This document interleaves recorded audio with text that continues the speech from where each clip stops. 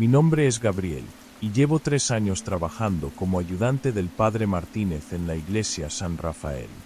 Lo que voy a contarles sucedió hace apenas 2 semanas, y aún no puedo dormir sin que las imágenes vuelvan a mi mente como una pesadilla que se niega a desvanecerse. Era martes, 5 de la mañana. Siempre llegaba temprano para preparar todo antes de la misa de las 7. El Padre Martínez me había dado las llaves hacía 1 año, confiando en mi responsabilidad. Esa mañana, como todas, caminé por las calles vacías del pueblo, sintiendo el frío húmedo que se filtraba a través de mi chaqueta. La iglesia se alzaba imponente contra el cielo gris del amanecer. Sus torres gemelas parecían vigilantes silenciosos que habían presenciado los secretos del pueblo durante más de 100 años. Rodeé el edificio hasta llegar a la puerta trasera, la que daba directamente a la sacristía. Introduje la llave en la cerradura, pero algo me llamó la atención.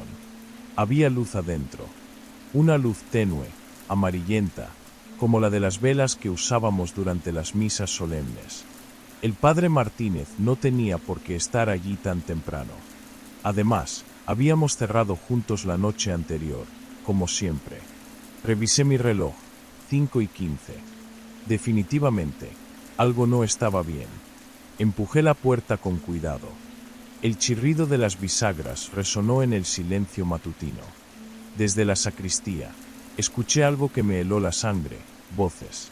Múltiples voces que parecían recitar algo al unísono, pero las palabras eran incomprensibles. No era latín, idioma que conocía bien después de tantos años en la iglesia. Era algo más, antiguo. Me acerqué a la puerta que separaba la sacristía del altar principal. Estaba entreabierta, y a través de la rendija pude ver el interior del templo. Lo que vi desafió toda lógica. Los bancos estaban ocupados. 15, tal vez 20 personas sentadas en perfecta simetría, distribuidas en filas ordenadas. Pero había algo profundamente perturbador en su postura. Estaban completamente inmóviles, como estatuas de cera, sus cabezas dirigidas al frente, sin moverse ni siquiera 1 centímetro. Ni un parpadeo, ni un pequeño ajuste en su posición. En el púlpito, una figura encapuchada pronunciaba palabras en esa lengua extraña. La capucha cubría completamente su rostro, y cuando gesticulaba, sus movimientos eran demasiado fluidos, como si no tuviera huesos. Su voz resonaba de manera antinatural, como si proviniera de las paredes mismas del templo. Mi primer pensamiento fue que se trataba de alguna misa privada que el Padre Martínez había organizado sin decirme. Pero entonces recordé. Habíamos cerrado juntos la iglesia a las 10 de la noche. Revisé personalmente todas las puertas y ventanas. Nadie podía haber entrado sin las llaves. Las voces continuaron con ese cántico hipnótico. Intenté distinguir las palabras, pero parecían cambiar constantemente, como si el idioma mismo estuviera vivo y mutando. Era como escuchar el eco de algo que no debería existir en este mundo. Decidí quedarme quieto y observar. Tal vez había una explicación lógica. Tal vez el Padre Martínez había llegado muy temprano y había dejado entrar a un grupo de feligreses devotos para una oración especial. Pero la quietud absoluta de las personas me perturbaba profundamente. Pasaron 5 minutos. 10. 15. Ninguna de las figuras se movió ni 1 milímetro. Ni tosieron, ni se acomodaron en sus asientos. Era como si ni siquiera respiraran. La figura del púlpito alzó los brazos. Las voces cesaron abruptamente. El silencio que siguió fue más aterrador que el cántico. Era un silencio pesado, lleno de expectación, como si toda la iglesia contuviera el aliento. Entonces, sin razón aparente, pestañeé. Cuando abrí los ojos, la iglesia estaba vacía. Completamente vacía. Las velas seguían encendidas, pero no había ni rastro de las personas que acababa de ver. Ni la figura encapuchada. Nada. Solo los bancos vacíos y el eco del silencio. Salí corriendo de la sacristía. Mis pasos resonaron en el espacio vacío mientras revisaba cada rincón del templo. Busqué detrás del altar, en los confesionarios, en todos los lugares donde alguien podría esconderse. Nada. Era como si nunca hubiera habido nadie allí. Pero entonces vi algo que me hizo temblar. En el banco más cercano al altar, había una Biblia abierta. No recordaba haber dejado ninguna Biblia allí la noche anterior. Me acerqué lentamente, con el corazón latiendo tan fuerte que podía escucharlo en mis oídos. La Biblia estaba abierta en una página que no reconocí. Pero lo más escalofriante era que no parecía una página impresa. Era manuscrita, con una tinta de color marrón oscuro que parecía haber sido aplicada recientemente. La caligrafía era antigua, elaborada, como la que se usaba en los manuscritos medievales. Y en esa página, repetido una y otra vez, estaba escrito mi nombre. Gabriel. Gabriel. Gabriel. Decenas de veces, llenando toda la página. Algunas veces escrito con cuidado, otras veces garabateado con urgencia.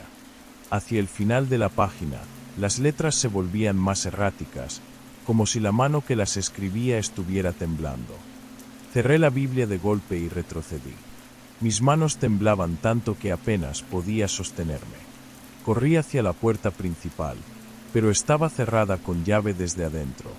La puerta por la que había entrado también estaba cerrada. Era imposible. Tenía las llaves en mi bolsillo. Logré salir finalmente por una ventana lateral, cortándome las manos con los vidrios rotos. Corrí a casa del padre Martínez y le conté todo. Él me miró con una expresión extraña, como si no fuera la primera vez que escuchaba algo así. Me dijo que volvería conmigo a la iglesia. Cuando llegamos, encontramos todo normal. Las velas estaban apagadas, la Biblia había desaparecido, y no había rastro de lo que había presenciado. Pero el padre Martínez revisó los registros de la iglesia esa misma tarde. Me llamó por teléfono, y su voz sonaba alterada. Me dijo que había encontrado algo en los archivos del sótano. Hace exactamente 50 años, otro ayudante del párroco había reportado una experiencia similar. Se llamaba Gabriel Mendoza. Había visto la misma congregación silenciosa, había escuchado el mismo cántico incomprensible, y había encontrado la misma página manuscrita con su nombre repetido. Gabriel Mendoza desapareció 3 días después. Nunca encontraron su cuerpo. Hace 25 años, otro ayudante, Gabriel Herrera. La misma historia. También desapareció. Y ahora yo, Gabriel Morales, soy el tercero. El patrón se repite cada 25 años. Siempre un ayudante llamado Gabriel. Siempre la misma visión. Siempre la misma desaparición. Han pasado 2 semanas desde que vi a esa congregación imposible. Cada noche, escucho susurros en mi habitación. Voces que me llaman por mi nombre en ese idioma incomprensible. Veo sombras que se mueven en los rincones de mi visión. Sé que me queda poco tiempo. Puedo sentir como algo tira de mí, como si hubiera una cuerda invisible atada a mi alma que me arrastra hacia la iglesia. Cada día la sensación es más fuerte. Esta noche, volveré a la iglesia. No por decisión propia, sino porque sé que no tengo opción. Algo me está llamando, y ya no puedo resistir. Si encuentran esta grabación, sepan que traté de resistir. Pero hay fuerzas en este mundo que van más allá de nuestra comprensión. La Iglesia San Rafael guarda secretos que han permanecido ocultos durante décadas, alimentándose de aquellos que llevan el nombre del Arcángel. No busquen mi cuerpo. No encontrarán nada. Y si alguna vez necesitan un ayudante para la Iglesia San Rafael, asegúrense de que no se llame Gabriel. Porque si se llama Gabriel, entonces es que ya es demasiado tarde. La congregación silenciosa está esperando. Y ahora, también me están esperando a mí. Esta historia me la contó mi tía Carmen hace apenas 3 semanas, cuando nos reunimos para el funeral de mi abuela. Carmen tenía los ojos enrojecidos, pero no solo por el llanto. Había algo más. Algo que la había perturbado profundamente durante los últimos meses.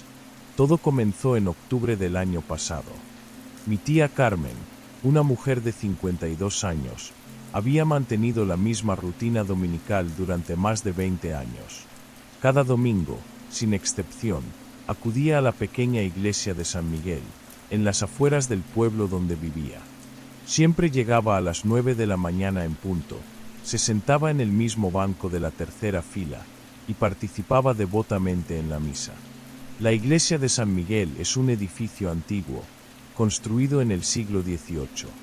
Sus paredes de piedra guardan la humedad del tiempo, y durante los meses fríos, el interior se vuelve gélido. Pero Carmen nunca se había quejado. Para ella, ese lugar representaba paz y recogimiento. Aquel domingo de octubre, el primero de mes, Carmen llegó como siempre. El padre González ya había comenzado los preparativos para la misa, y algunos feligreses se acomodaban en sus lugares habituales. Al entrar por la puerta principal, Carmen dirigió sus pasos hacia la pila de agua bendita, como había hecho miles de veces antes. Pero esta vez, algo era diferente. Junto a la pila, completamente inmóvil, se encontraba un niño pequeño. Tendría unos 6 o 7 años, vestía un suéter gris que le quedaba grande, y tenía la cabeza inclinada hacia abajo. Sus manos colgaban a los costados, y no se movía ni un milímetro. Carmen se detuvo por un momento. Era extraño ver a un niño tan pequeño solo en la iglesia, sin ningún adulto que lo acompañara.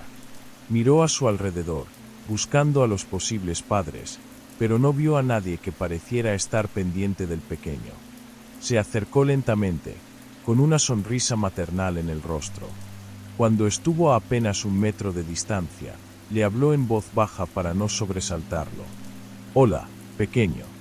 ¿Estás bien?» El niño no respondió. Siguió con la cabeza gacha, como si no hubiera escuchado nada. Carmen extendió su mano derecha hacia la pila para persignarse, como hacía siempre. Pero en el momento en que sus dedos tocaron el agua, un escalofrío recorrió todo su cuerpo. El agua estaba helada. No fría, sino helada, como si hubiera estado en el congelador durante horas. Y había algo más. Algo que hizo que el corazón de Carmen se acelerara violentamente. El agua no era transparente. Tenía un color rojizo, como si hubiera sido teñida con sangre. Carmen retiró la mano bruscamente, sin poder creerse lo que había visto. Parpadeó varias veces, tratando de enfocar mejor la vista, pensando que tal vez la escasa iluminación de la iglesia le había jugado una mala pasada. Cuando abrió los ojos, el niño había desaparecido. Carmen miró a su alrededor, confundida. No era posible que el niño se hubiera movido tan rápido sin que ella se diera cuenta. Recorrió con la vista cada rincón de la iglesia, cada banco, cada columna. No había rastro del pequeño. Se acercó nuevamente a la pila y observó el agua.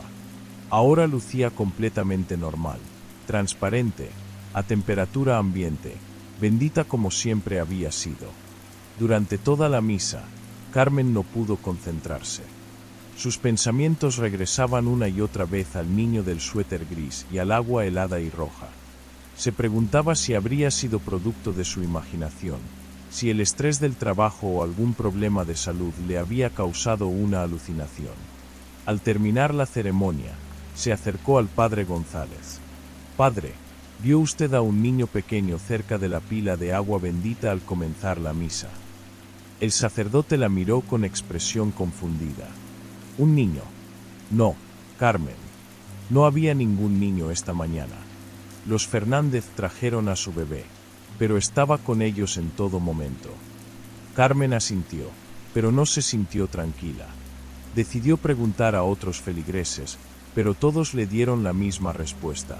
Nadie había visto al niño. Durante la semana siguiente, Carmen trató de convencerse de que había sido un episodio aislado. Tal vez había estado más cansada de lo usual, o quizás la medicación para la presión arterial le había causado efectos secundarios. Pero en el fondo, sabía que lo que había visto era real. El domingo siguiente, Carmen llegó a la iglesia con cierta aprensión. Había considerado faltar a la misa, pero su fe era demasiado fuerte.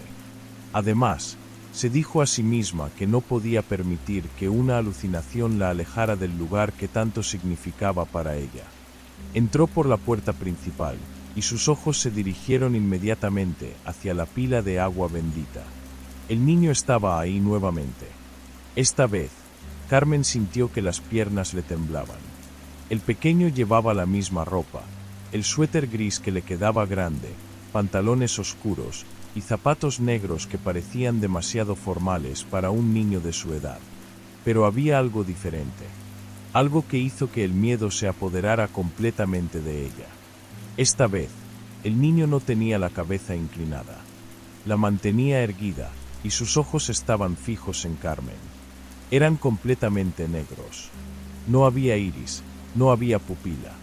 Solo un vacío profundo y oscuro que parecía absorber la luz a su alrededor. Carmen se quedó paralizada. Quiso gritar, quiso correr, pero su cuerpo no respondía.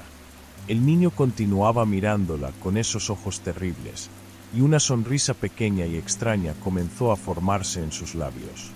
De pronto, el niño movió la cabeza lentamente, como si la invitara a acercarse. Carmen logró reaccionar. Se dio la vuelta y salió corriendo de la iglesia, sin importarle las miradas de sorpresa de los otros feligreses. Corrió hasta su auto, se encerró, y se quedó ahí durante varios minutos, tratando de controlar su respiración. Cuando finalmente se calmó, regresó a la iglesia.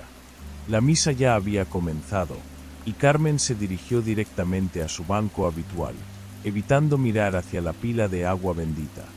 Pero al terminar la ceremonia, no pudo resistir la curiosidad. Se acercó lentamente hacia la entrada. La pila estaba vacía, completamente vacía, y en el suelo, alrededor de la pila, había pequeñas huellas húmedas. Huellas del tamaño de zapatos de niño, que se dirigían en línea recta hacia el altar. Carmen siguió las huellas con la vista. Llevaban exactamente hasta el lugar donde el padre González había oficiado la misa, pero ahí se detenían abruptamente. Esa noche, Carmen no pudo dormir. Llamó a su hermana, le contó lo que había visto, pero su hermana trató de convencerla de que visitara a un médico. El estrés puede causar alucinaciones muy reales, le dijo. Deberías hacerte unos exámenes. Pero Carmen sabía que no era estrés. Sabía que había algo más. Los siguientes domingos, la historia se repetía con pequeñas variaciones. Cada vez que Carmen entraba a la iglesia, encontraba la pila de agua bendita vacía, y siempre había huellas húmedas que conducían al altar. Algunas veces, las huellas eran apenas visibles. Otras, estaban tan marcadas que parecían haber sido hechas apenas unos minutos antes. En una ocasión, Carmen llegó media hora antes de la misa y se escondió detrás de una columna para observar. Vio cómo el padre González llenaba la pila con agua bendita, como hacía siempre antes de cada ceremonia. Pero minutos después, cuando Carmen se acercó, el agua había desaparecido nuevamente. El miedo comenzó a afectar todos los aspectos de su vida. Carmen dejó de dormir bien, perdió el apetito, y empezó a evitar cualquier actividad que la llevara cerca de la iglesia durante la semana. Pero los domingos, inexplicablemente, seguía regresando. Era como si algo la obligara a hacerlo. En la cuarta semana, Carmen decidió hablar con el padre González. Le contó toda la historia, desde el primer encuentro con el niño hasta las huellas que aparecían cada domingo. El sacerdote la escuchó con atención, pero su expresión era de preocupación más que de sorpresa. Carmen, le dijo finalmente, creo que deberías hablar con alguien. Un psicólogo, tal vez. Estos episodios. Padre, no son episodios, lo interrumpió Carmen. Le estoy diciendo la verdad. Hay algo en esta iglesia. Algo que no debería estar aquí. El padre González suspiró. Mira, Carmen. Has sido una feligrés devota durante más de 20 años. Conozco tu fe, conozco tu estabilidad.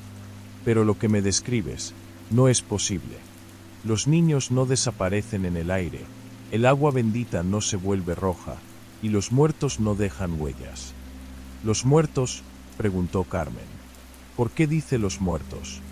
El padre González se quedó callado por un momento, como si hubiera dicho algo que no debería haber dicho. Fue solo una expresión. Carmen. No quise decir. Padre, por favor. Si sabe algo, dígamelo. El sacerdote miró hacia el altar, después hacia la pila de agua bendita, y finalmente hacia Carmen. Hace muchos años, comenzó lentamente, hubo un accidente en esta iglesia.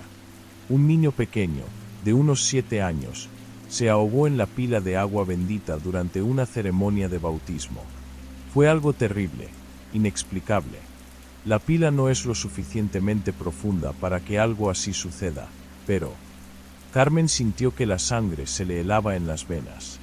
¿Cuándo fue eso? Hace 35 años. Poco después de que yo llegara a esta parroquia. ¿Cómo se llamaba el niño? Miguel.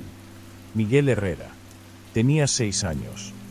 Carmen recordó la descripción del niño, el suéter gris, los zapatos negros, la edad aproximada. Padre, ese niño llevaba un suéter gris. El padre González la miró con sorpresa. ¿Cómo sabes eso? Porque ese es el niño que he estado viendo. A partir de ese momento, Carmen no pudo regresar a la iglesia.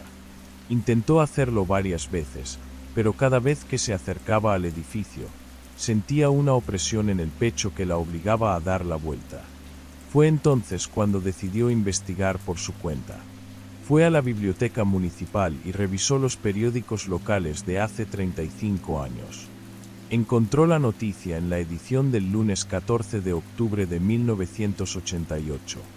Niño muere ahogado en ceremonia religiosa, decía el titular. El artículo describía cómo Miguel Herrera, de 6 años, había muerto ahogado en la pila de agua bendita de la iglesia de San Miguel durante una ceremonia de bautismo. Según los testigos, el niño había estado parado junto a la pila, esperando su turno, cuando de pronto se desplomó hacia adelante y quedó sumergido en el agua. A pesar de los esfuerzos por reanimarlo, fue declarado muerto al llegar al hospital. Lo que más perturbó a Carmen fue la fotografía que acompañaba la noticia. Era una foto escolar del niño, tomada pocas semanas antes de su muerte. Miguel Herrera llevaba puesto un suéter gris que le quedaba grande. Carmen cerró el periódico y salió corriendo de la biblioteca. Esa noche, recibió una llamada del padre González. Carmen, necesito hablar contigo. Ven a la iglesia. Padre, no puedo. No puedo entrar ahí. Carmen, por favor. Es importante. Cuando Carmen llegó a la iglesia, era casi medianoche. El padre González la esperaba en la puerta principal, con una expresión grave. Carmen, después de nuestra conversación, decidí revisar los archivos de la parroquia. Encontré algo que creo que debes saber. La condujo hacia su oficina, detrás del altar. Miguel Herrera no fue el único niño que murió en esta iglesia, dijo mientras abría un archivo viejo. Hubo otros casos. 3 niños más, en diferentes décadas. Todos murieron ahogados en la pila de agua bendita. Carmen sintió que las piernas le temblaban nuevamente. Pero eso es imposible, padre. La pila no es lo suficientemente profunda. Lo sé, y por eso nunca se habló del tema. Las familias pidieron discreción, las autoridades no encontraron explicaciones, y la iglesia, la iglesia prefirió mantener silencio. El padre González le mostró los documentos. 4 niños, en un periodo de 50 años, habían muerto de la misma manera inexplicable. Padre, ¿por qué me está diciendo esto ahora? Porque esta tarde, después de que te fuiste, encontré algo más. El sacerdote se dirigió hacia la iglesia principal, y Carmen lo siguió a regañadientes. Mira, le dijo, señalando hacia la pila de agua bendita. La pila estaba llena de agua, pero no era agua normal. Era agua roja, como sangre, y estaba completamente helada. Esto apareció después de nuestra conversación, murmuró el padre González. Y no es la primera vez. Durante todos estos años, de vez en cuando, encuentro la pila así. Pero nunca se lo había dicho a nadie. Carmen se acercó lentamente. En el suelo, alrededor de la pila, había huellas húmedas. Pero esta vez, las huellas no iban hacia el altar. Iban hacia la puerta principal. Padre, susurró Carmen, las huellas están saliendo de la iglesia. En ese momento, ambos escucharon un sonido que los heló por completo. Era el sonido de pequeños pasos mojados, caminando lentamente por el pasillo central de la iglesia. Pero no había nadie ahí. Los pasos se acercaban hacia donde ellos estaban. Carmen y el padre González se quedaron petrificados, escuchando cómo los pasos húmedos se aproximaban cada vez más. De pronto, los pasos se detuvieron. Justo frente a ellos. Carmen miró hacia abajo y vio que, en el suelo, se había formado una pequeña huella húmeda. Una huella del tamaño de zapatos de niño. Y después, otra. Y otra más. Las huellas se dirigían ahora hacia la puerta de la oficina del padre González. Carmen y el sacerdote salieron corriendo de la iglesia, y no regresaron hasta el día siguiente, acompañados por otros miembros de la comunidad. Cuando entraron, todo parecía normal. La pila de agua bendita contenía agua transparente y a temperatura ambiente. No había huellas en el suelo, no había rastros de lo que había ocurrido la noche anterior. Pero en la oficina del padre González, encontraron algo que ninguno de los dos había dejado ahí. Sobre el escritorio, había un pequeño suéter gris, empapado en agua helada. Carmen nunca más volvió a la iglesia de San Miguel. Se mudó a otra ciudad pocas semanas después, y durante mucho tiempo, trató de olvidar toda la experiencia. Pero hace 3 semanas, cuando vino al funeral de mi abuela, me contó que había estado investigando sobre la iglesia desde la distancia. Había descubierto que el padre González había solicitado su traslado a otra parroquia inmediatamente después de aquella noche. La iglesia de San Miguel había permanecido cerrada durante varios meses, hasta que llegó un nuevo sacerdote. Y según las personas del pueblo, el nuevo padre había reportado exactamente los mismos fenómenos. Niños que aparecían y desaparecían junto a la pila de agua bendita. Agua que se volvía roja y helada sin explicación. Huellas húmedas que aparecían de la nada. Pero lo más perturbador de todo era que, según los registros parroquiales, habían ocurrido 2 muertes más. 2 niños más habían muerto ahogados en esa pila. Mi tía Carmen terminó de contarme la historia con lágrimas en los ojos. ¿Sabes qué es lo que más me aterroriza?, me dijo. Que después de todos estos años, después de mudarme, después de tratar de olvidar, anoche soñé con Miguel nuevamente. ¿Qué pasó en el sueño?, le pregunté. Estaba parado junto a mi cama, susurró. Con su suéter gris empapado, con esos ojos completamente negros. Y me dijo algo que no puedo quitarme de la cabeza. ¿Qué te dijo? Carmen me miró fijamente, con una expresión de terror que nunca olvidaré. Me dijo, ya no estoy solo en el agua. Ahora somos muchos. Y todavía tenemos hambre. Mi tía Carmen murió 3 días después de contarme esta historia. La encontraron en su habitación, empapada en agua helada, con expresión de terror absoluto. Los médicos dijeron que había sido un paro cardíaco. Pero yo sé la verdad. Porque la noche anterior a su muerte, recibí una llamada suya. Está aquí, me dijo con voz temblorosa. Miguel está aquí. Y no está solo. Hay otros niños con él. Todos llevan ropa empapada, todos tienen esos ojos negros. Y después, antes de que la llamada se cortara, escuché algo que me perseguirá por el resto de mi vida. Escuché el sonido de pequeños pasos mojados, caminando lentamente por el piso de su habitación. Y escuché la voz de un niño, una voz fría y distante, que decía, «Es hora de que vengas con nosotros al agua». La iglesia de San Miguel permanece cerrada hasta el día de hoy. Pero los habitantes del pueblo aseguran que, cada domingo a las 9 de la mañana, se puede ver la silueta de varios niños pequeños parados frente a la puerta principal. Esperando. Siempre esperando. Y dicen que si uno se acerca lo suficiente, puede escuchar el sonido del agua goteando. Mi nombre es Eduardo Mendoza, y soy afinador de órganos. Llevo 30 años dedicándome a este oficio, trabajando en iglesias de todo el país.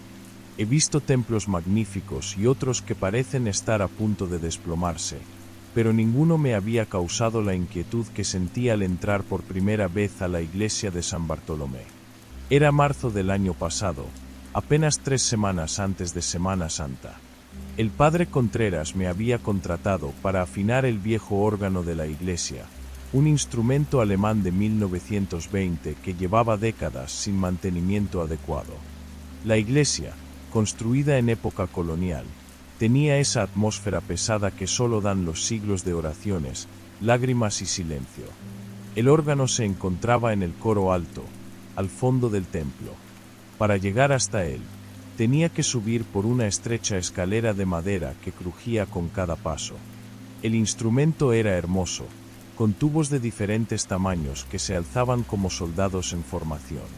Pero había algo en el que me inquietaba.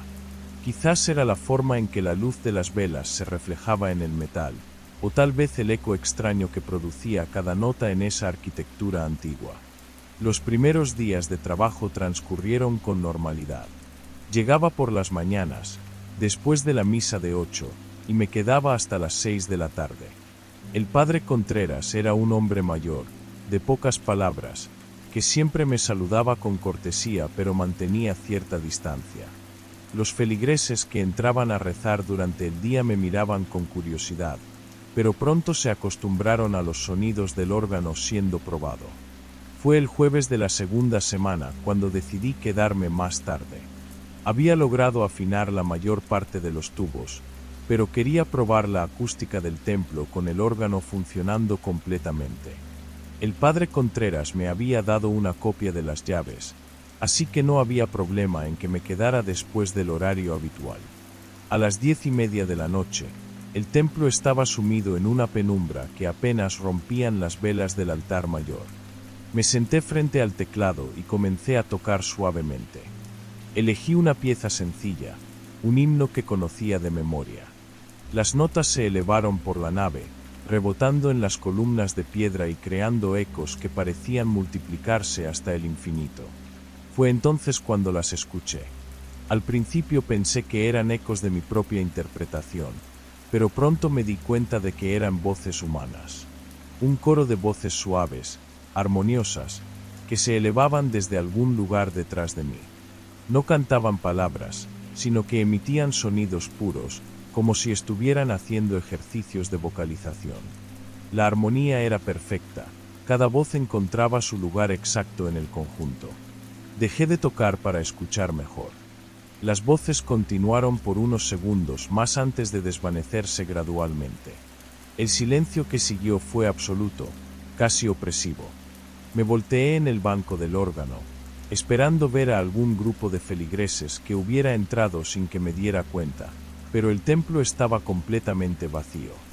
Pensé que tal vez había sido mi imaginación, o quizás algún efecto acústico extraño del edificio. Volví a tocar, esta vez una melodía más compleja. Y nuevamente, después de unos minutos, las voces aparecieron. Esta vez pude distinguir mejor los diferentes registros: sopranos cristalinas, contraltos cálidas, tenores suaves y bajos profundos. Todos cantando en perfecta armonía, pero sin palabras, solo sonidos puros que parecían surgir del aire mismo. Mi corazón comenzó a latir más rápido. Me detuve abruptamente y el canto continuó por varios segundos más, como si las voces necesitaran tiempo para darse cuenta de que la música había parado. Cuando finalmente se desvanecieron, el silencio regresó, pero ahora tenía un peso diferente, como si algo estuviera esperando. Me levanté del banco y caminé hacia la barandilla del coro alto. Desde allí podía ver toda la nave de la iglesia. Los bancos estaban vacíos, las sombras proyectadas por las velas creaban formas que parecían moverse, pero no había nadie. Absolutamente nadie. Bajé las escaleras rápidamente y recorrí todo el templo. Revisé cada rincón, cada capilla lateral, incluso la sacristía. Nada. La iglesia estaba vacía y las puertas principales estaban cerradas con llave desde adentro, tal como las había dejado. Regresé al coro alto, pero ya no tenía ganas de tocar. Recogí mis herramientas y me dispuse a marcharme, pero entonces recordé algo que el padre Contreras me había mencionado el primer día. Había cámaras de seguridad instaladas recientemente para prevenir robos. El sistema de grabación estaba en la sacristía. Con manos temblorosas, encontré el pequeño monitor donde se reproducían las grabaciones. Retrocedí hasta las 10:30 de la noche y presioné reproducir. En la pantalla me vi a mí mismo sentado frente al órgano, tocando la primera pieza. El ángulo de la cámara abarcaba tanto el coro alto como una buena parte de la nave principal. Al principio, todo parecía normal. Pero cuando llegué a la parte donde había comenzado a escuchar las voces, algo cambió en la imagen. Poco a poco, como si se materializaran de la nada, figuras blancas comenzaron a aparecer en los bancos. Eran altas, vestidas con túnicas largas que llegaban hasta el suelo. Permanecían completamente inmóviles, de pie en los bancos, todos orientados hacia el altar. Lo más perturbador era que no tenían rostro. ¿Dónde debería haber estado la cara? Solo había un vacío blanco, como si alguien hubiera borrado esa parte de la imagen. Había decenas de ellas, llenando progresivamente los bancos conforme el coro invisible se hacía más intenso. En la grabación, me veía dejar de tocar y voltearme hacia la nave, pero las figuras seguían allí, inmóviles. Solo cuando el canto se desvanecía completamente, ellas también comenzaban a desaparecer, disolviéndose lentamente como humo blanco. Volví a reproducir la grabación, esta vez la segunda parte.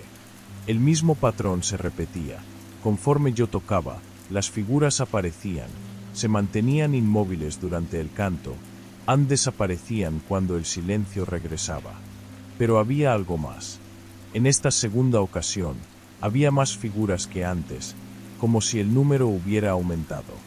Apagué el monitor con manos temblorosas. Todo mi cuerpo temblaba y sentía un frío que no tenía nada que ver con la temperatura del templo. Recogí mis cosas lo más rápido que pude y salí de la iglesia, cerrando la puerta con más fuerza de la necesaria. Esa noche no pude dormir. Cada vez que cerraba los ojos, veía esas figuras sin rostro, de pie en los bancos, escuchando música que solo ellas podían cantar. Al día siguiente, llamé al padre Contreras y le dije que había terminado el trabajo. Mentí, diciéndole que el órgano estaba perfectamente afinado y listo para Semana Santa. Pero mi curiosidad era más fuerte que mi miedo. Esa misma tarde, regresé a la iglesia con la excusa de haber olvidado una herramienta. El padre Contreras me dejó entrar, pero se quedó conmigo todo el tiempo. Aproveché un momento en que él salió a atender a una feligresa para revisar nuevamente las grabaciones. Lo que vi me heló la sangre. Las grabaciones de la noche anterior habían sido borradas. No quedaba ningún rastro de lo que había visto. Pero más perturbador aún, al revisar grabaciones de días anteriores, descubrí que las figuras habían estado apareciendo todas las noches, siempre alrededor de las 10:30.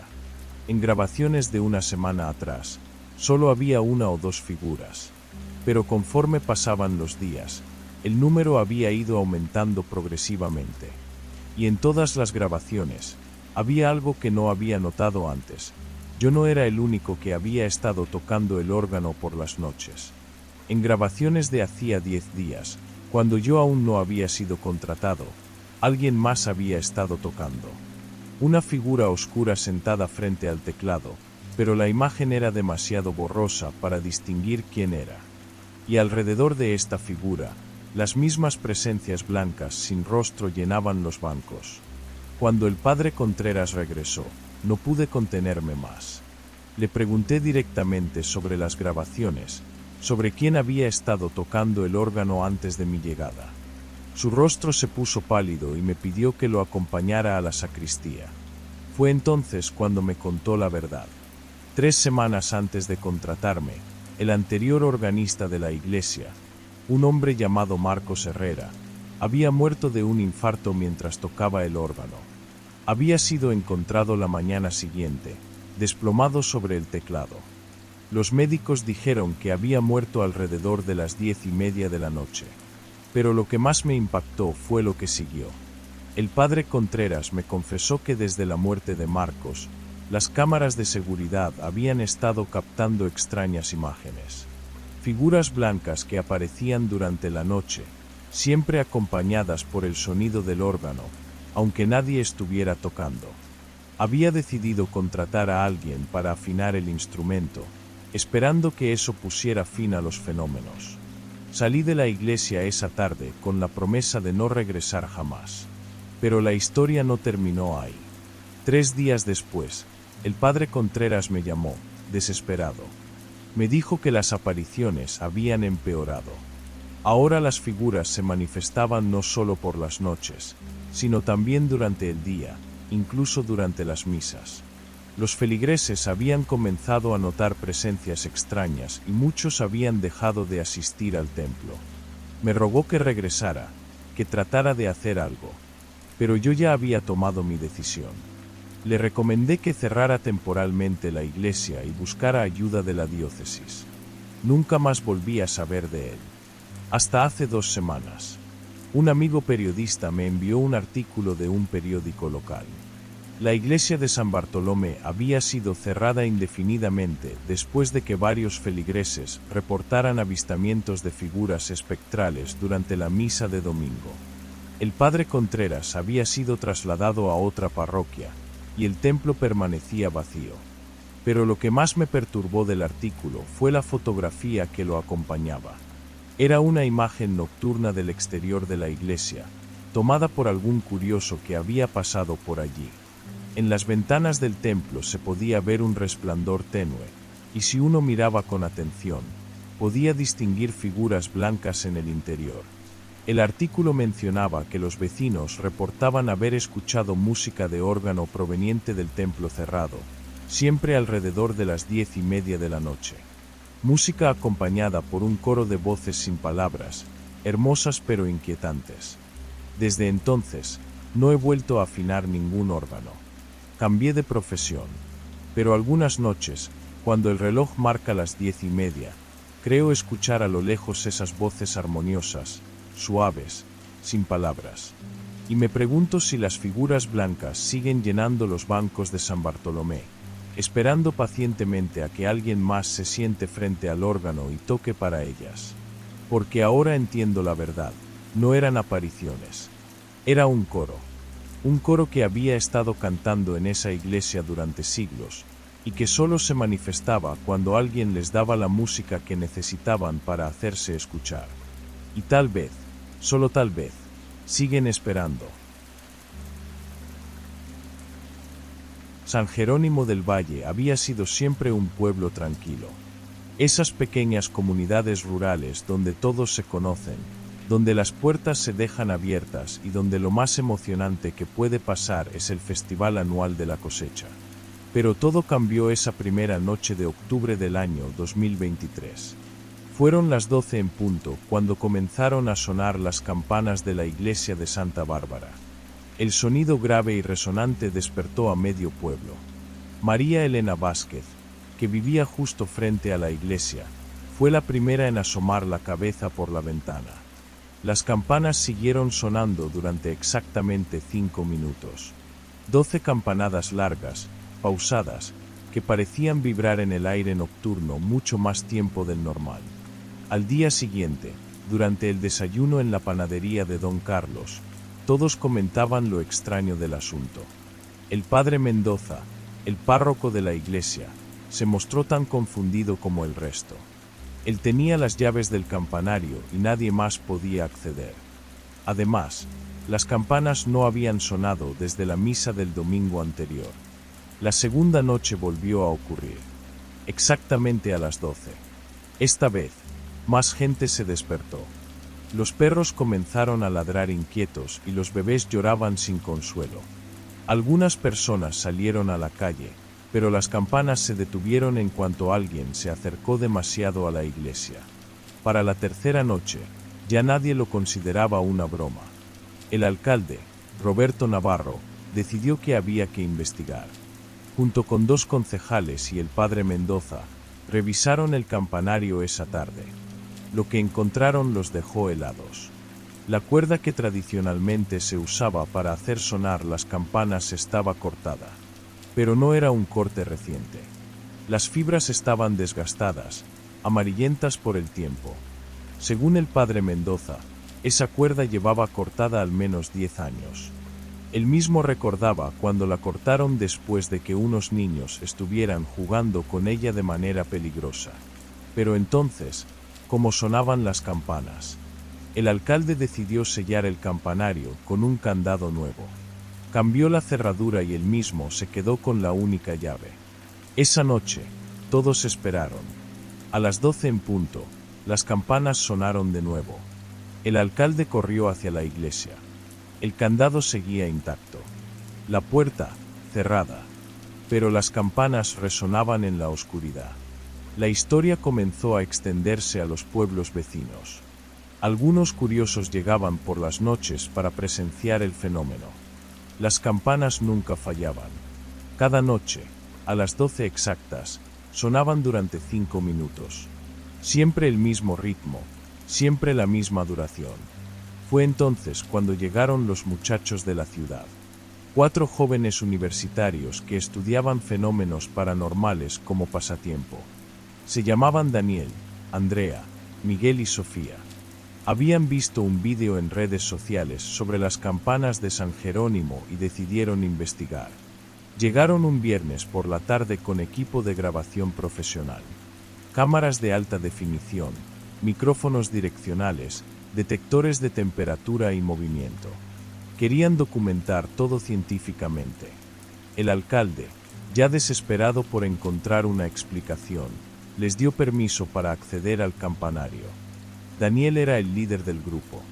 Estudiaba comunicaciones y era quien manejaba el equipo técnico. Andrea estudiaba psicología y se especializaba en fenómenos de histeria colectiva. Miguel era el escéptico del grupo, estudiante de ingeniería, convencido de que había una explicación lógica. Sofía estudiaba historia y se había encargado de investigar los antecedentes de la iglesia. Lo que Sofía había descubierto era perturbador. La iglesia de Santa Bárbara había sido construida en 1852 sobre los restos de una capilla anterior. Esa capilla había sido destruida por un incendio en 1848.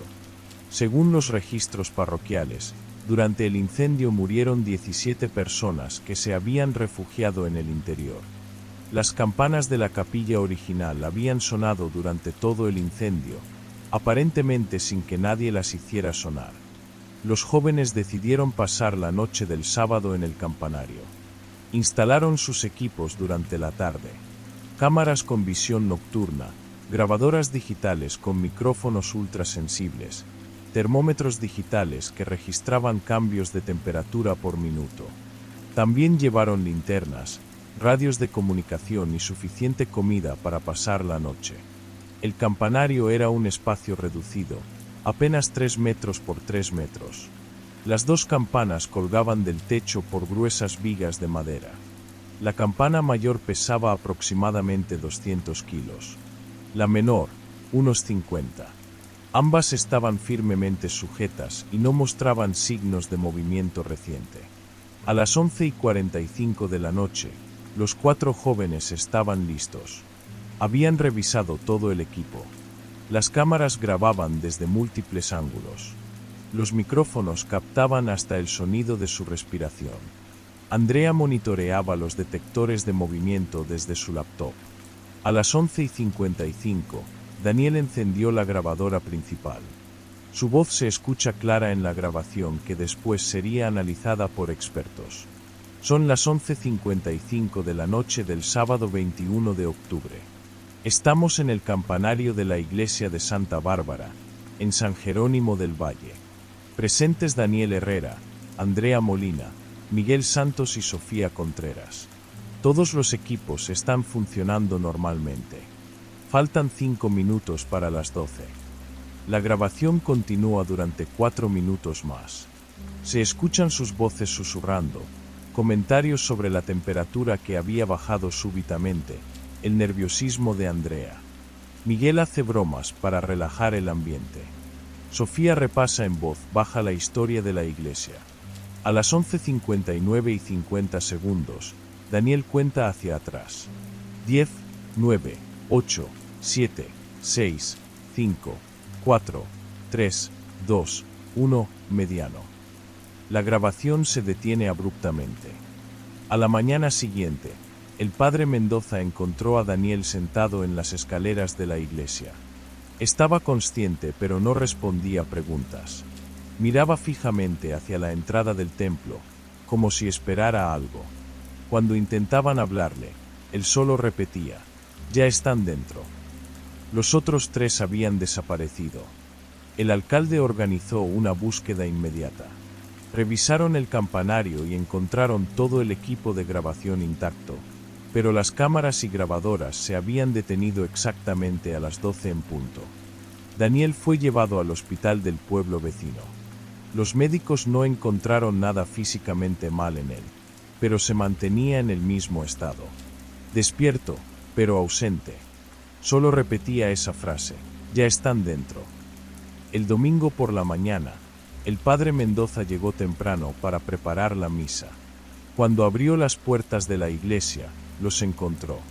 Andrea, Miguel y Sofía estaban sentados en la primera fila de bancos, completamente inmóviles. Tenían los ojos abiertos, pero no respondían a nada. Respiraban normalmente, pero era como si no estuvieran realmente allí. Cuando los paramédicos los revisaron, estaban en perfecto estado físico.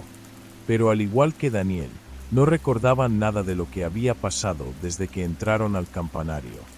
Lo único que repetían, cuando finalmente comenzaron a hablar después de varios días, era: «Ya están dentro». El equipo de grabación fue analizado por técnicos especializados. Las cámaras mostraban todo normal hasta las 12 exactas. En ese momento, todas las imágenes se distorsionaban y luego se cortaba la grabación. Pero lo más perturbador era el audio. La grabadora principal había captado algo que las otras no. Después de que se cortara la grabación normal, había seguido funcionando durante exactamente 5 minutos más. Durante esos 5 minutos, lo único que se escuchaba era una voz que repetía una y otra vez: «Ya están dentro». La voz no era de ninguno de los 4 jóvenes. Era una voz grave, distorsionada, que parecía venir de muy lejos. Los expertos en audio que analizaron la grabación dijeron que era imposible determinar si era una voz humana o no. Pero había algo más. Cada vez que la voz decía «ya están dentro», se escuchaba un sonido metálico, como si algo estuviera golpeando las campanas desde adentro. Los 4 jóvenes fueron dados de alta después de una semana.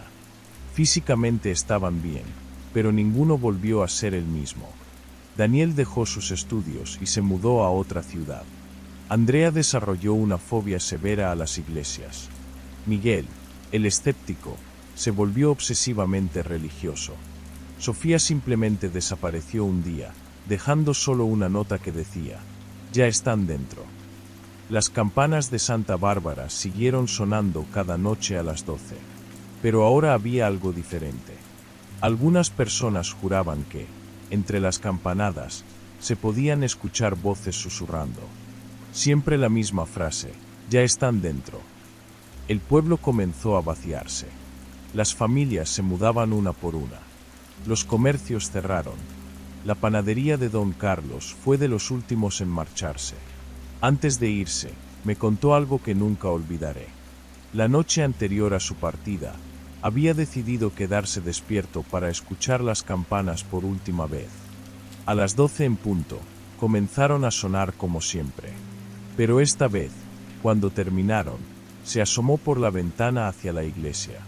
Todas las ventanas del templo estaban iluminadas desde adentro. Y en cada ventana, había una silueta inmóvil. Contó 17 figuras. Exactamente el mismo número de personas que murieron en el incendio de 1848. Cuando amaneció, las ventanas estaban oscuras de nuevo. Pero don Carlos sabía que algo había cambiado para siempre. San Jerónimo del Valle ahora es un pueblo fantasma.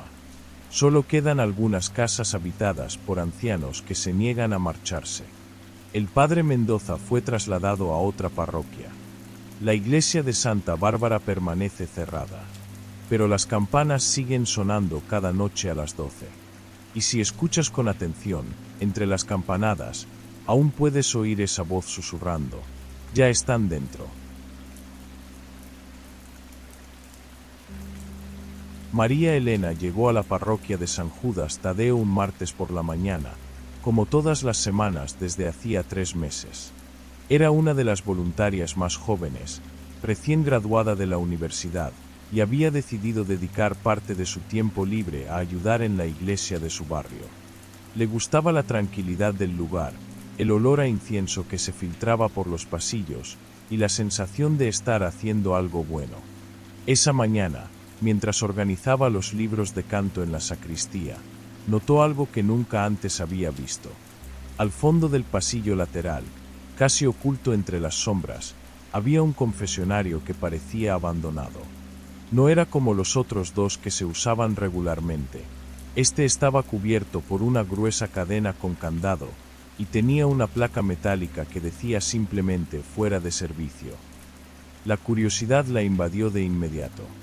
En todos sus meses como voluntaria, nunca había visto que alguien se acercara a ese confesionario. Ni siquiera el padre González, que conocía cada rincón de la parroquia, había mencionado su existencia. Durante los siguientes días, María Elena no pudo quitarse de la mente el confesionario sellado. Cada vez que pasaba por el pasillo lateral, su mirada se dirigía inevitablemente hacia esa estructura de madera oscura. Comenzó a hacer preguntas discretas a las otras voluntarias. Doña Carmen, que llevaba más de 20 años ayudando en la parroquia, simplemente se encogió de hombros cuando María Elena preguntó sobre el confesionario. «Ah, ese viejo trasto», dijo mientras limpiaba los candelabros. «Lleva años así. Mejor ni preguntes, mija. Hay cosas que es mejor dejar en paz». Pero la respuesta de doña Carmen solo intensificó la curiosidad de María Elena. ¿Por qué tanto misterio? ¿Qué podía haber de malo en un simple confesionario? El viernes por la tarde, mientras terminaba de ordenar las bancas después de la misa vespertina, María Elena se encontró sola en la iglesia. El padre González había salido a visitar a un enfermo, y las otras voluntarias se habían retirado temprano. La iglesia estaba sumida en esa tranquilidad especial que solo se encuentra en los lugares sagrados al atardecer. Fue entonces cuando tomó la decisión. Se acercó al confesionario sellado con el corazón latiendo fuertemente. De cerca, pudo ver que la madera estaba tallada con motivos religiosos tradicionales, ángeles, cruces y versículos bíblicos en latín. Pero también notó algo extraño. Algunas de las tallas parecían haber sido alteradas, como si alguien hubiera grabado encima de los diseños originales. María Elena examinó la cadena con cuidado. El candado se veía viejo y oxidado. Buscó en el cuarto de limpieza y encontró una palanca pequeña que usaban para abrir las cajas de donaciones. Con cuidado, logró forzar el candado hasta que se abrió con un clic metálico que resonó en el silencio de la iglesia. Las cadenas cayeron al suelo con un ruido sordo. María Elena abrió la puerta del confesionario y entró en el compartimento del penitente. Inmediatamente, un olor extraño la golpeó. No era el aroma familiar a madera vieja e incienso, sino algo más penetrante y desagradable, como si el aire hubiera estado encerrado durante décadas. Una vez que sus ojos se acostumbraron a la penumbra, lo que vio la dejó sin aliento. Las paredes internas del confesionario estaban cubiertas de símbolos tallados directamente en la madera. No eran los diseños religiosos tradicionales que había visto afuera. Estos eran diferentes. Círculos entrelazados, figuras geométricas complejas, y lo que parecían ser palabras en latín grabadas con una caligrafía irregular y desesperada. Pero lo más perturbador eran las cruces. Había docenas de ellas talladas en las paredes, pero todas estaban invertidas. Algunas parecían haber sido grabadas con tanta fuerza que la madera se había astillado alrededor de los cortes. María Elena se acercó a examinar las inscripciones en latín. Pudo reconocer algunas palabras, peccatum, demon, confesse. Pero otras eran completamente desconocidas para ella, y la forma en que estaban escritas le daba escalofríos. Se sentó en el pequeño banco del penitente, tratando de procesar lo que estaba viendo. ¿Quién había hecho esto? ¿Cuándo? ¿Por qué el confesionario había sido sellado? Fue entonces cuando escuchó la respiración. Al principio pensó que era su propia respiración agitada por la sorpresa y el miedo. Pero luego se dio cuenta de que el sonido venía del otro lado del cancel, del compartimento del sacerdote. Una respiración lenta, profunda, deliberada. María Elena sintió que se le erizaba la piel. Alguien más estaba en el confesionario. Alguien había entrado sin que ella se diera cuenta. Padre González, susurró con voz temblorosa. La respiración se detuvo por un momento, y luego continuó, pero ahora parecía más intensa, más cercana al cancel que los separaba. María Elena se acercó lentamente a la rejilla que dividía ambos compartimentos. A través de los pequeños agujeros, podía ver la silueta de una figura sentada del otro lado. La figura parecía estar inclinada hacia adelante, como si estuviera esperando una confesión. ¿Quién está ahí?, preguntó, aunque su voz apenas era audible. La figura no respondió, pero María Elena pudo escuchar claramente que la respiración se había vuelto más irregular, casi como si fuera un jadeo. El miedo la invadió completamente. Tenía que salir de ahí. Se dirigió hacia la puerta del confesionario, pero antes de irse, no pudo resistir la tentación de mirar una vez más hacia el compartimento del sacerdote. Se dirigió hacia el pasillo y rodeó el confesionario para llegar al otro compartimento. Abrió la puerta con cuidado, esperando encontrar a alguien dentro. El compartimento estaba completamente vacío. María Elena sintió que las piernas le temblaban. Había visto una figura. Había escuchado la respiración. Pero no había nadie. Regresó corriendo al compartimento del penitente, recogió su bolso y salió del confesionario. Con manos temblorosas, volvió a colocar las cadenas y cerró el candado como pudo. Cuando llegó a la sacristía, se sorprendió al ver que el padre González ya había regresado. Estaba sentado en su escritorio, escribiendo en un cuaderno. María Elena, dijo sin levantar la vista. Creí que ya te habías ido. Padre, yo. Comenzó a decir, pero se detuvo. ¿Cómo podía explicar lo que había hecho? ¿Cómo podía contarle sobre las cruces invertidas, los símbolos extraños, la respiración misteriosa? ¿Sucede algo?, preguntó el padre González, levantando la vista por primera vez. Su expresión se volvió seria cuando vio el estado de María Elena. Te ves muy pálida. Padre, ¿qué hora es?, preguntó María Elena, de repente consciente de que no tenía idea de cuánto tiempo había estado en el confesionario. El padre González miró su reloj. Son las 9:30 de la noche. María Elena sintió que el mundo se tambaleaba a su alrededor. Cuando había entrado al confesionario, eran apenas las 6 de la tarde. Había estado dentro por 3 horas y media, pero para ella había parecido apenas unos minutos. Padre, dijo con voz temblorosa, necesito preguntarle sobre el confesionario que está sellado. La expresión del padre González cambió instantáneamente. Su rostro se endureció, y sus ojos se llenaron de una preocupación profunda. ¿Qué sabes sobre ese confesionario?, preguntó con una voz que María Elena nunca había escuchado antes. Yo entré, admitió María Elena, incapaz de mentir. Tenía curiosidad y... ¿Entraste?, la interrumpió el padre González, levantándose bruscamente de su silla. ¿Abriste el candado? María Elena asintió, sintiéndose como una niña pequeña que había sido descubierta haciendo algo malo. El padre González se acercó a ella y la tomó por los hombros. María Elena, necesito que me cuentes exactamente qué viste, qué escuchaste, qué sentiste. Todo. María Elena le contó sobre los símbolos tallados, las cruces invertidas, las inscripciones en latín.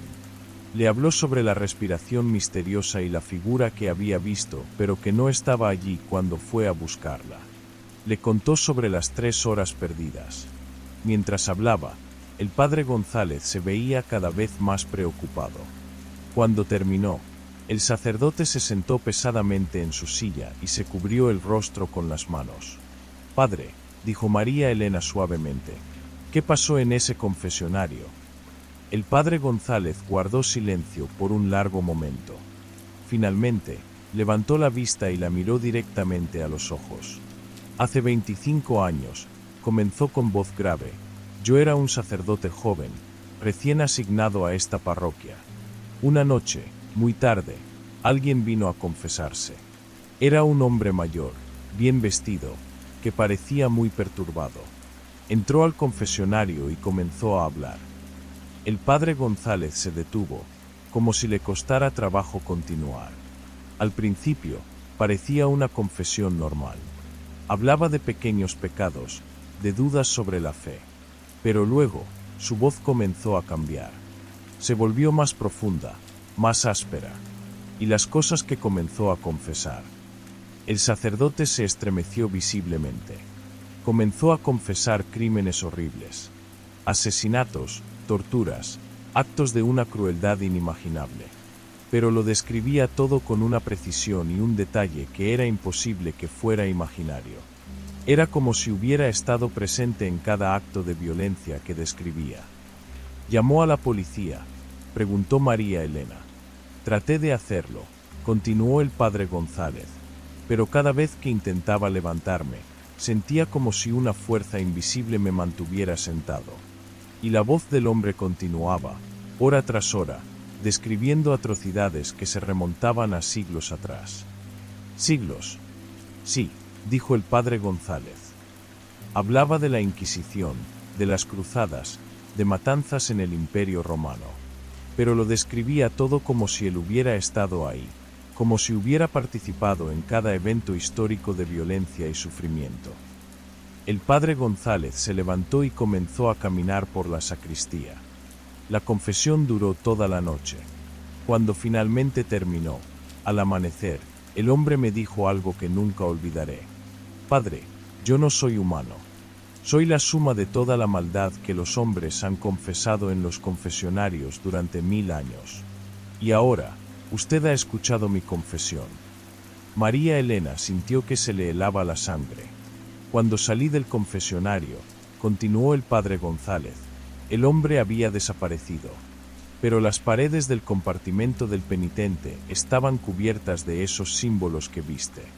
Habían aparecido durante la noche, tallados en la madera como si hubieran estado ahí desde siempre. Y después, dijo el padre González, comenzaron a suceder cosas extrañas. Otros feligreses reportaron haber escuchado voces en el confesionario cuando estaba vacío. Algunas personas salían de ahí en un estado de shock total, incapaces de recordar lo que había pasado. Una mujer mayor tuvo que ser hospitalizada después de una confesión ahí. Cuando despertó, solo repetía una y otra vez: «Él me mostró todos los pecados del mundo». «Por eso lo sellaron», murmuró María Elena. «Sí», confirmó el padre González. «El obispo decidió que el confesionario debía ser clausurado permanentemente. Pero María Elena, hay algo más que necesitas saber». El sacerdote la miró con expresión grave. «Según los registros de la parroquia, cada cierto tiempo, alguien logra abrir el confesionario. Siempre es una persona curiosa, con buenas intenciones. Y siempre reportan haber escuchado una respiración del otro lado del cancel, como si alguien estuviera esperando una confesión. Pero cuando van a ver, no hay nadie. Porque la entidad que habita ese confesionario no necesita un cuerpo físico. Es una manifestación de todas las confesiones de maldad que se han hecho a lo largo de los siglos. Y está esperando pacientemente a que alguien se acerque lo suficiente para poder confesar de nuevo». María Elena sintió que se le secaba la garganta. «Padre», susurró, ¿Qué significa que haya perdido 3 horas ahí dentro? El padre González no respondió inmediatamente. Cuando lo hizo, su voz era apenas un susurro. Significa que él te habló, María Elena. Significa que durante esas 3 horas, esa entidad te contó cosas que tu mente consciente no puede recordar, pero que están ahí, en algún lugar de tu memoria. Y significa que ahora, de alguna manera, estás conectada con ese lugar. ¿Qué debo hacer?, preguntó María Elena, sintiendo pánico. Debes orar, dijo el padre González. Debes orar todos los días, y nunca, nunca debes acercarte a ese confesionario de nuevo. Porque la próxima vez, él podría decidir que ya no necesita ese lugar. Podría decidir seguirte. Esa noche, María Elena no pudo dormir. Cada vez que cerraba los ojos, escuchaba esa respiración lenta y profunda. Y en sus sueños, veía imágenes de horrores que no podía entender. Guerras, torturas, sufrimiento humano a través de los siglos. Pero lo más perturbador de todo era que, en esos sueños, ella no era una espectadora. Era parte de todo eso, como si hubiera estado presente en cada acto de crueldad que veía. Al día siguiente, María Elena no regresó a la parroquia. Ni el día después. Pasó una semana antes de que se atreviera a volver. Cuando finalmente regresó, el padre González la estaba esperando.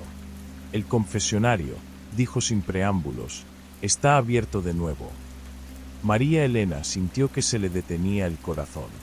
Pero yo volví a poner las cadenas, protestó. Lo sé, dijo el padre González.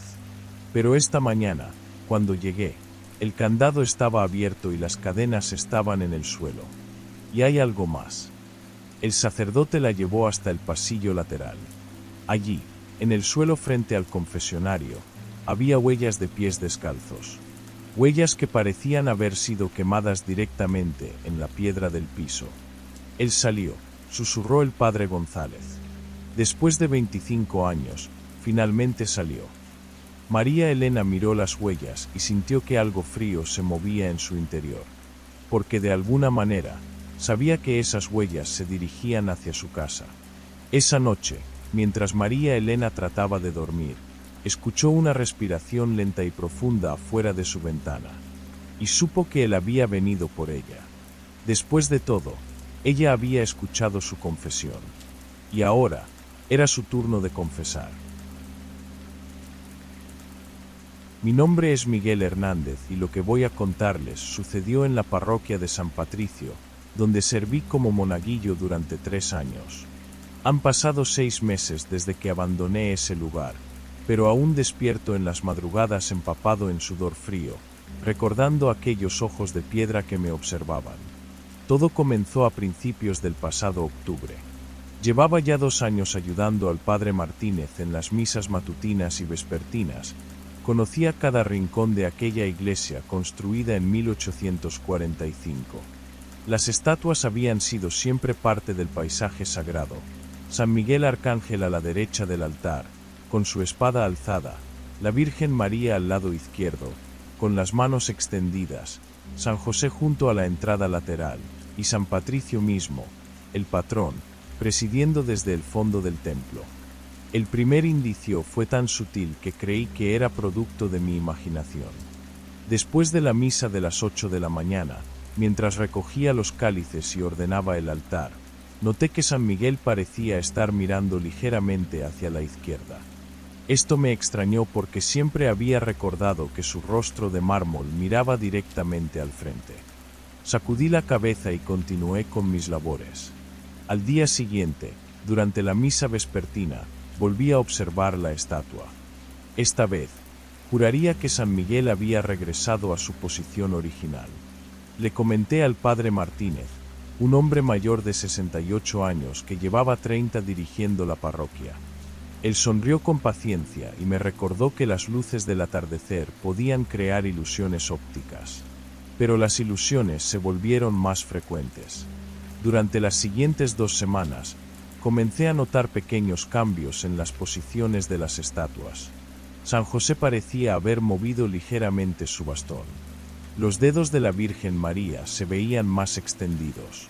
San Patricio, en el fondo, parecía haberse inclinado apenas unos centímetros hacia adelante.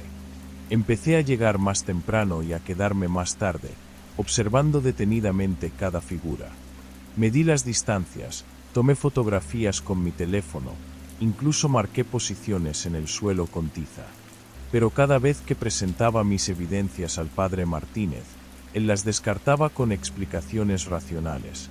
Cambios de temperatura que afectaban el mármol, vibraciones del tráfico exterior, o simplemente mi imaginación trabajando en exceso.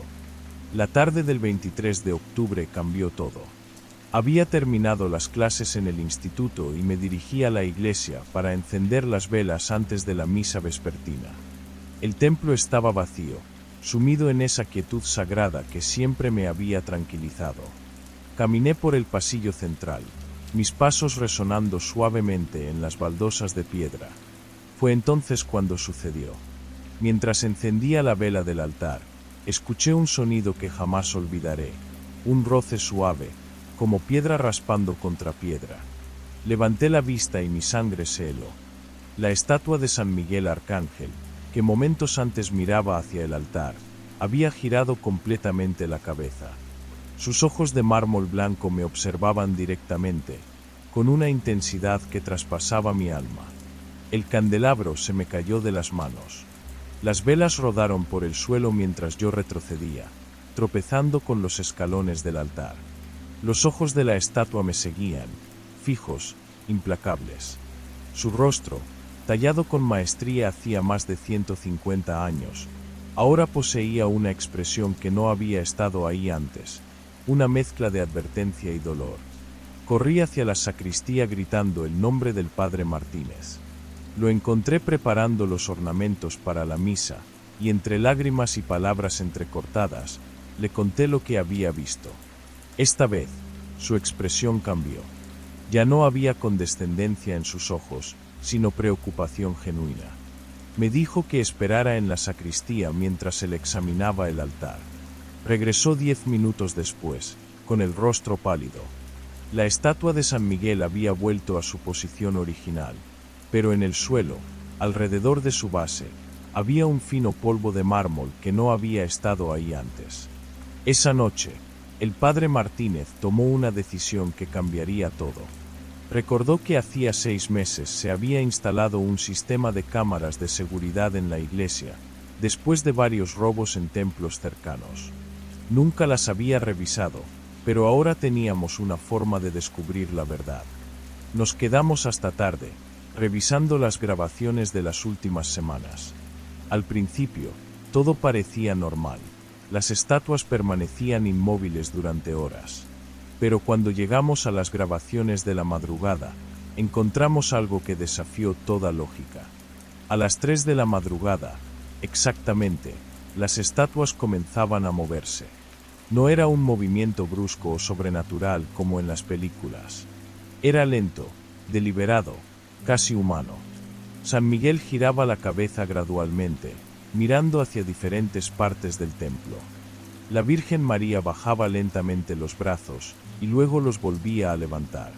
San José daba pequeños pasos, moviendo el bastón de una mano a otra. Y San Patricio, en el fondo, caminaba lentamente hacia el altar, deteniéndose cada pocos metros como si estuviera patrullando. El padre Martínez y yo nos miramos en silencio. Él había dedicado toda su vida al servicio de Dios, pero lo que estábamos viendo trascendía cualquier explicación teológica que pudiera ofrecer.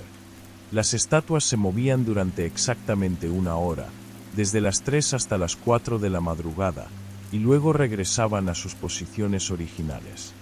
Decidimos quedarnos esa noche para presenciar el fenómeno en persona. Nos ocultamos en el confesionario, con una vista clara del altar y las estatuas principales. El padre Martínez tenía un rosario entre sus manos temblorosas, mientras yo sostenía una linterna que esperaba no tener que usar. Las campanadas de la torre marcaron las 3 de la madrugada. El silencio era absoluto, interrumpido solo por nuestra respiración nerviosa. Pasaron 10 minutos, luego 15. Comenzaba a preguntarme si las estatuas habían detectado nuestra presencia cuando escuché el primer sonido. Era el mismo roce de piedra que había escuchado esa tarde, pero ahora venía desde múltiples direcciones. A la luz de la luna que se filtraba por los vitrales, vimos como San Miguel comenzaba a girar lentamente la cabeza. Sus ojos de mármol nos encontraron inmediatamente en nuestro escondite. El padre Martínez comenzó a rezar en voz baja, pero su voz se quebró cuando vio que la Virgen María también se había girado hacia nosotros. Luego San José.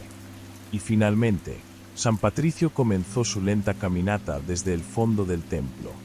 No eran movimientos amenazantes, pero había algo profundamente perturbador en la forma en que todas las estatuas nos observaban. Era como si supieran que estábamos allí, como si hubieran estado esperando este momento. El padre Martínez se puso de pie y comenzó a caminar hacia el altar, sosteniendo un crucifijo. Fue entonces cuando las estatuas se detuvieron. San Miguel extendió lentamente su brazo libre, señalando hacia el altar. La Virgen María juntó sus manos en posición de oración. San José inclinó la cabeza respetuosamente. Y San Patricio, que se había detenido en el centro del pasillo, también señaló hacia el altar. El padre Martínez se acercó al altar, siguiendo la dirección de las señales. Detrás del sagrario, oculto por décadas de polvo y telarañas, encontró una pequeña caja de madera. Dentro había documentos antiguos, escritos en latín, que databan de la construcción de la iglesia. Los documentos revelaban que la iglesia había sido construida sobre un cementerio anterior, donde habían sido enterrados varios santos locales y mártires. Las estatuas no eran simplemente representaciones artísticas, habían sido talladas con fragmentos de los huesos de estos santos, mezclados con el mármol según una antigua tradición. Pero había algo más. Los documentos mencionaban que cada 100 años, los santos se manifestarían para proteger el lugar sagrado de una amenaza que se acercaba. La última manifestación había ocurrido en 1925, exactamente 100 años antes. El padre Martínez terminó de leer los documentos y miró hacia las estatuas. Todas habían regresado a sus posiciones originales, pero sus rostros parecían más serenos, como si hubieran cumplido su propósito. Nos quedamos allí hasta el amanecer, sin atrevernos a movernos. A la mañana siguiente, descubrimos que todos los bancos de la iglesia habían sido volteados hacia el altar. Estaban perfectamente alineados, como si hubieran sido preparados para una ceremonia especial. Los feligreses que llegaron a la primera misa encontraron el templo transformado en una especie de anfiteatro sagrado. Ese día, el padre Martínez anunció durante la misa que la iglesia necesitaba ser reconsagrada. No explicó los detalles, pero habló sobre la presencia de fuerzas protectoras que velaban por el lugar sagrado. Algunos feligreses asintieron con comprensión, como si ellos también hubieran notado algo diferente en los últimos meses. Yo dejé de ser monaguillo esa misma semana. No por miedo, sino por respeto. Había sido testigo de algo sagrado y misterioso que trascendía mi comprensión. El padre Martínez me entendió y me bendijo antes de mi partida. Meses después, supe que la iglesia había sido efectivamente reconsagrada y que las manifestaciones habían cesado. Las estatuas permanecían inmóviles, pero los feligreses comentaban que el ambiente del templo se sentía más protegido, más sagrado. Ahora, cuando paso por la iglesia de San Patricio, siempre miro hacia las estatuas. Ya no se mueven, pero juro que sus ojos me siguen con una expresión de reconocimiento. Sé que ellas recuerdan esa noche cuando cumplieron su propósito milenario, y sé que si alguna vez el lugar sagrado vuelve a estar en peligro, volverán a despertar. Porque algunas cosas en este mundo van más allá de la comprensión humana, y la fe verdadera significa aceptar que existen fuerzas que protegen lo sagrado, incluso cuando toman formas que desafían nuestra lógica. Las estatuas de San Patricio me enseñaron que los milagros no siempre son hermosos o reconfortantes. A veces, son simplemente necesarios. La iglesia de San Nicolás había resistido el paso del tiempo durante más de 150 años. Sus muros de piedra gris y sus vitrales emplomados habían sido testigos de generaciones de fieles, pero el deterioro era evidente. Las goteras manchaban el techo, las baldosas se habían agrietado y el altar principal mostraba signos de humedad que preocupaban al nuevo párroco, el padre Martínez. En marzo de 2023, finalmente llegó la aprobación para las remodelaciones. La empresa constructora Hernández e Hijos se hizo cargo del proyecto. Eran conocidos en el pueblo por su trabajo meticuloso y su respeto por los edificios históricos. El equipo estaba compuesto por 5 hombres experimentados: don Carlos, el capataz de 60 años que había restaurado media docena de iglesias en la región; Miguel, el albañil especializado en mampostería antigua; Roberto, el carpintero que se encargaba de los elementos de madera; y 2 ayudantes jóvenes, Andrés y Tomás. Los primeros días transcurrieron con normalidad. Retiraron los bancos, protegieron los vitrales con plástico y comenzaron a evaluar los daños estructurales. Pero fue el martes de la segunda semana cuando todo cambió. Miguel estaba examinando las piedras del altar principal cuando notó algo extraño. Una de las losas del suelo, justo frente al altar, tenía un color ligeramente diferente al resto. Al golpearla con el martillo, el sonido era hueco. «Don Carlos, venga a ver esto», gritó Miguel. El capataz se acercó y confirmó las sospechas. Había una cavidad debajo. Con cuidado, utilizaron palancas para levantar la pesada losa de piedra. El aire que salió del hueco era frío y húmedo, cargado de un olor que ninguno pudo identificar completamente, pero que les revolvió el estómago. Con linternas en mano, don Carlos fue el primero en asomarse. La cavidad era más profunda de lo esperado, como una pequeña cripta de unos 3 metros de largo por 2 de ancho. Las paredes estaban talladas en la roca viva, y en el suelo se distinguían formas oscuras. «Hay que llamar al padre Martínez», murmuró don Carlos, pero la curiosidad pudo más que la prudencia. Bajaron una escalera portátil y descendieron uno por uno. Lo que encontraron los dejó sin palabras. En el suelo de la cripta había restos humanos, no uno sino varios esqueletos parciales, dispuestos de manera que parecía deliberada.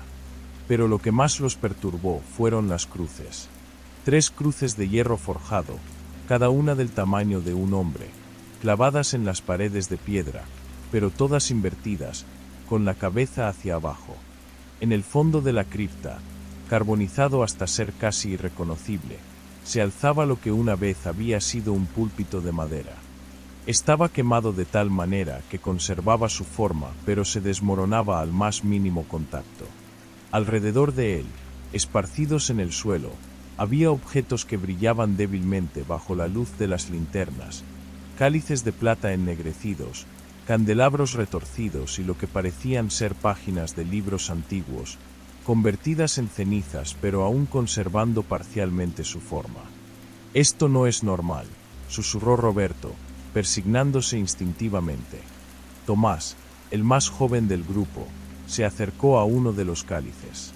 Era hermoso, a pesar del ennegrecimiento, con grabados elaborados que parecían contar una historia. Sin pensarlo demasiado, lo tomó entre sus manos. «No deberías tocar nada», le advirtió don Carlos, pero Tomás ya había deslizado el cáliz en su mochila. Sellaron nuevamente la cripta y decidieron informar al padre Martínez al día siguiente. Esa noche, todos durmieron inquietos, pero Tomás tuvo pesadillas particularmente vívidas. Soñó con voces que lo llamaban desde abajo, con figuras encapuchadas que caminaban en procesión alrededor de cruces invertidas. Al día siguiente, Tomás no llegó al trabajo.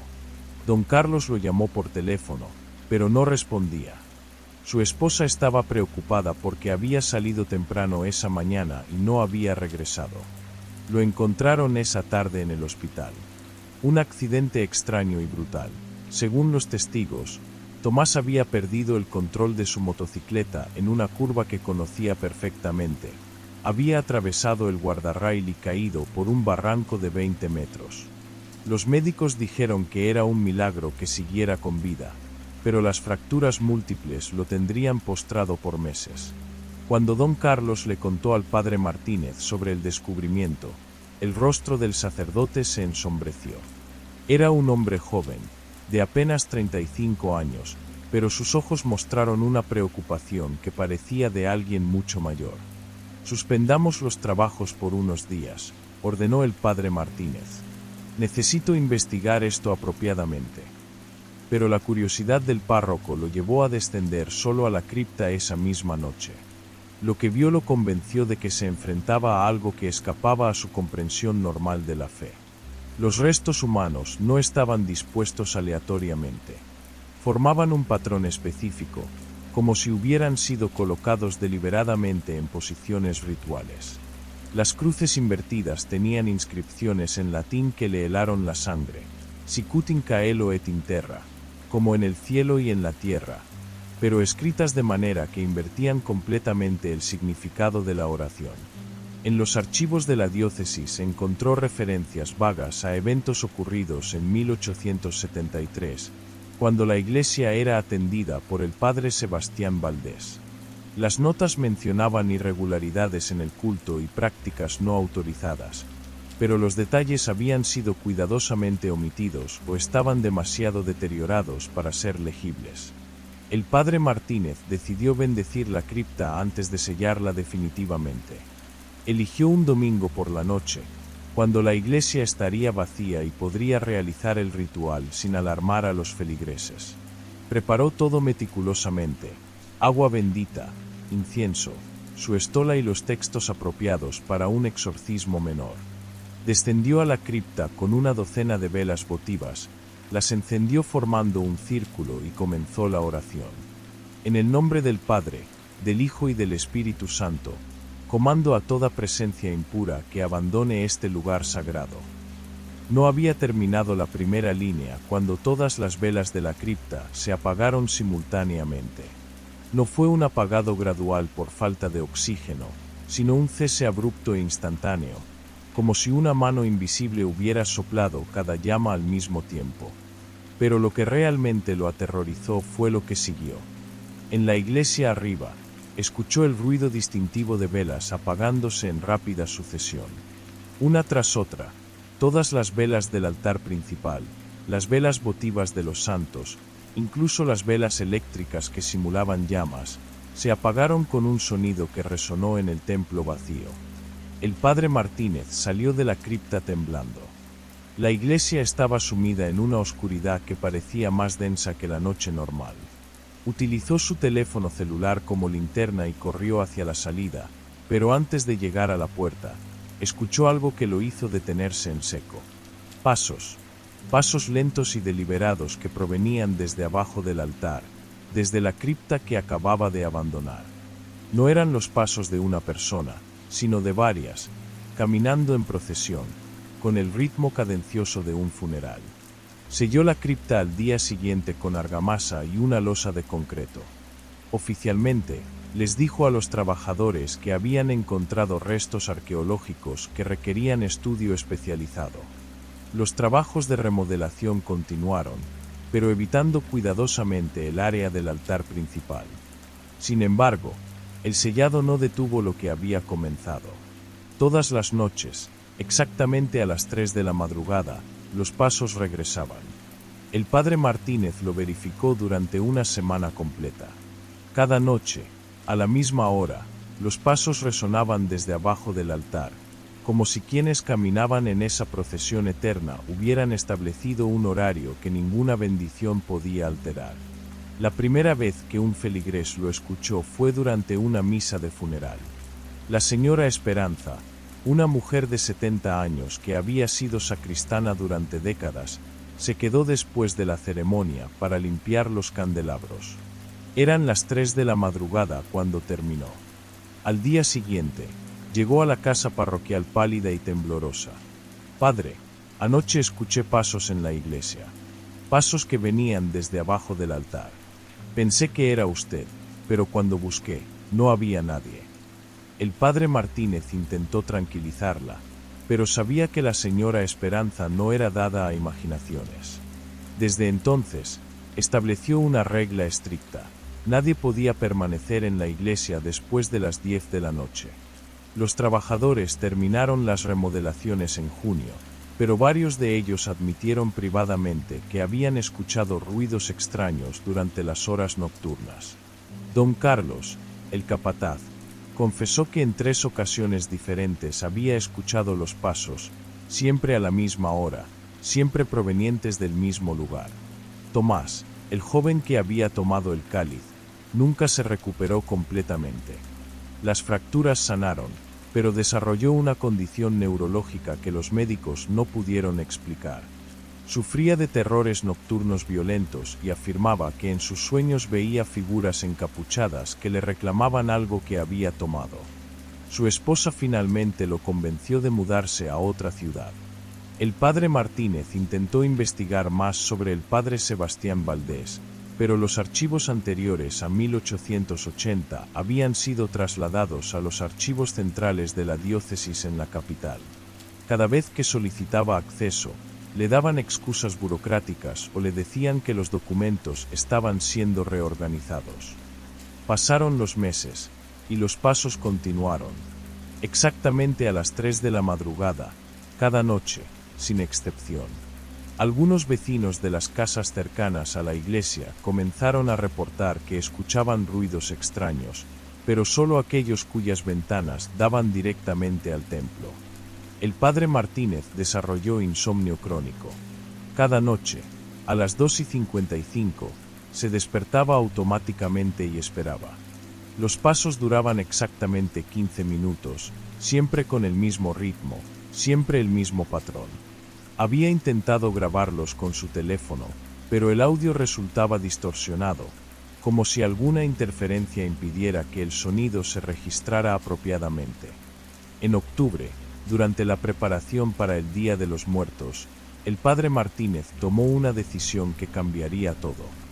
Decidió que necesitaba saber qué había realmente en esa cripta, qué era lo que caminaba cada noche bajo el altar de su iglesia. Pero cuando llegó con herramientas para romper el sello que él mismo había puesto, se encontró con algo imposible.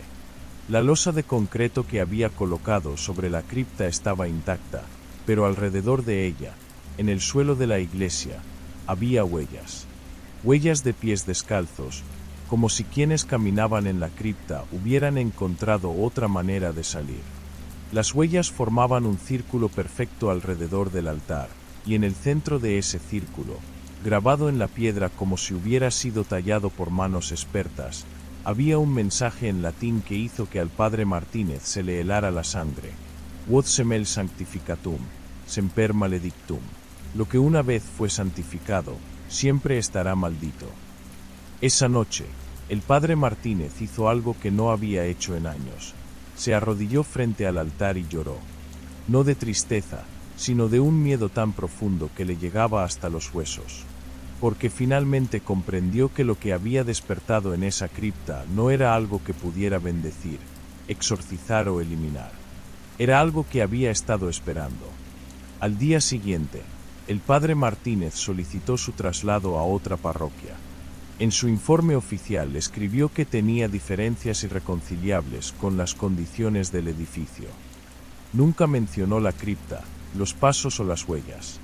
Su reemplazo, el padre González, llegó en diciembre. Era un hombre mayor, de 60 años, con décadas de experiencia en parroquias rurales. El padre Martínez se fue sin explicarle nada sobre lo que había descubierto. El padre González duró 3 semanas. Su única comunicación con la diócesis fue una carta de una sola línea: solicito traslado inmediato por motivos de salud. Esa misma noche, empacó sus pertenencias y se fue sin despedirse de nadie. Desde entonces, la iglesia de San Nicolás ha permanecido cerrada oficialmente por renovaciones indefinidas. Los vecinos reportan que las luces se encienden solas algunas noches, y que el sonido de los pasos ya no se limita a las 3 de la madrugada. Ahora se escuchan durante toda la noche.